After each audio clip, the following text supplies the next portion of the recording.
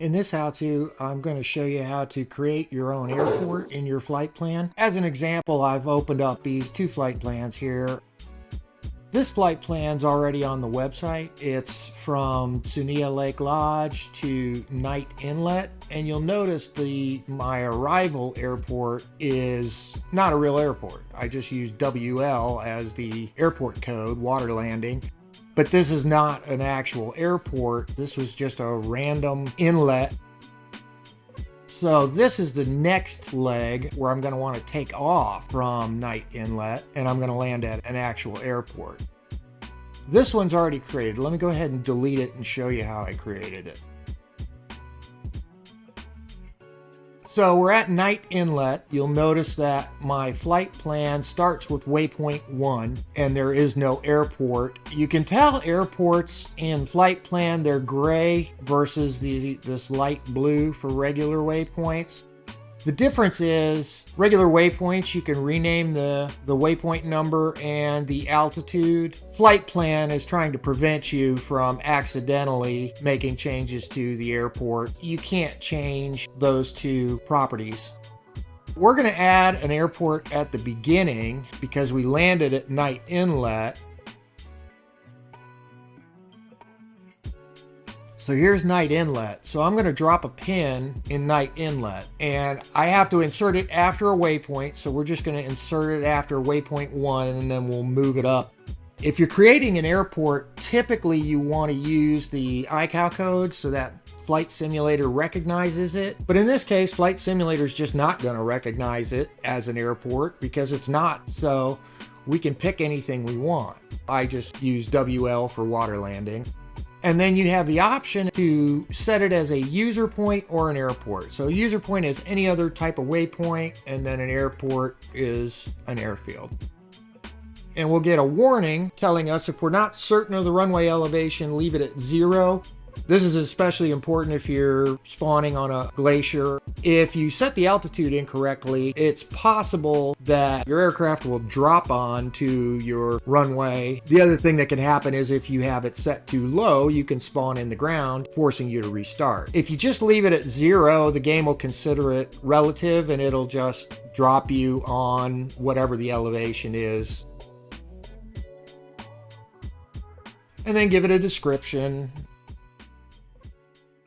And we said we were going to leave the altitude at 0.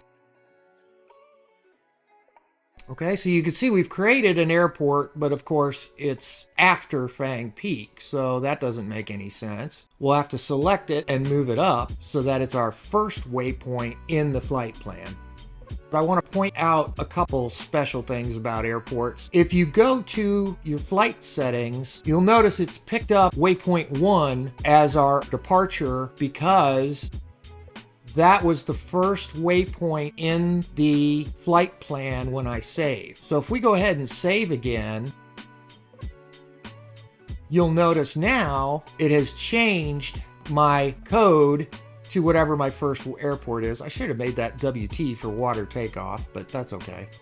And we still have the option to set a runway number. Now, obviously, there's no runway here, and if I was setting this in an empty field, it would be the same situation where there is no particular runway, but it can be handy to set your runway number so that Flight Simulator knows which way to point your aircraft. If I set this to, let's say, runway 18, well, that's going to be 180 degrees. So that's going to point my aircraft due south when I spawn. Now, the other way to choose where your aircraft spawns is using the actual SimVars section. So you'll see right now we've got a heading of -120. That's a relative heading from 0, from due north, that Flight Simulator uses to adjust the aircraft either left or right, negative for left, positive for right when you spawn.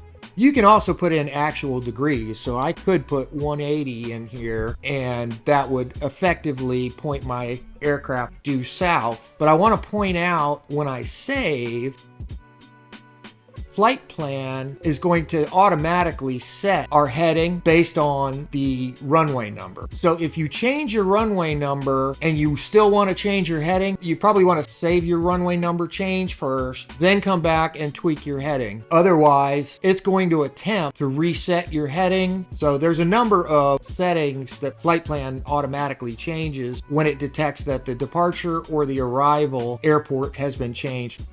The other important setting here is my first flight state. So if I want to start in flight, it would be flight cruise. In this case, I'm going to leave it at flight runway, but I still wanted to point this out. Pre-flight gate assumes that you're parked at a gate, oftentimes cold and dark, and it will be off the runway somewhere on the airport grounds, or at least that's the assumption Flight Simulator is making. You've got pre-flight hold short, which is telling the flight simulator that you're at the hold short line for the runway. On a made-up airport like this, that's not really applicable. And then you've got pre-flight pushback, which is essentially the same thing as pre-flight gate. It's just for a parking spot. That just says that we're parked and we're going to need to be pushed back, which is not always the case depending on where you're parked, but you can still pick pre-flight pushback. In our case, we're going to choose flight runway. The other important setting is sim on ground. Now this is a toggle, so I'm either on the ground and using one of these 4 choices, or I'm in flight cruise, in which case I'm not on the ground, and Flight Simulator will recognize that you're in flight at a particular altitude and it'll start you in autopilot. So again, we're going to continue on with flight runway in our case because we're going to pretend there is such a runway at our made-up airport. Okay, so let me go ahead and save. And that's basically it. I now have a made-up runway with a made-up airport code. And let's go ahead and go into Flight Simulator and load this up.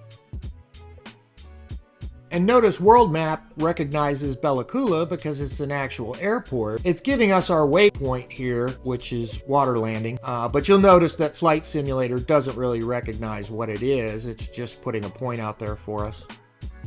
Notice, because we told it that we're in a flight runway state, our engine's running, simulator thinks that we're sitting at the apron of the runway ready to take off. It doesn't really care that we're floating. And if you get in the aircraft, well, we've drifted. But we started out at 180 and we're gradually drifting with the wind.